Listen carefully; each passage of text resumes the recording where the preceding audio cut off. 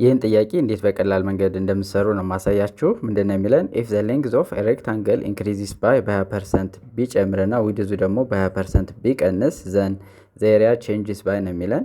ሶ ሬክታንግል አለ። የሬክታንግል ኤሪያ ደግሞ ምንድነው ሌንግዝ ታይምስ ዊድዝ አይደል?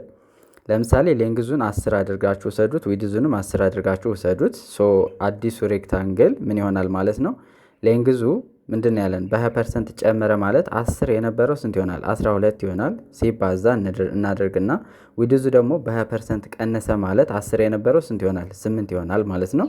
የመጀመሪያው 10 ሲባዛ በ10 ያ ማለት 100 ይሆናል ማለት ነው። የዚህኛው ደግሞ ስንት ይሆናል? 96 ይሆናል። ስለዚህ ቼንጅ ያደረገው እንዴት ነው? ስለዚህ ኖ ቼንጅ የሚለው አይሆንም፣ ምክንያቱም ቼንጅ አድርጓል ከ100 ወደ 96።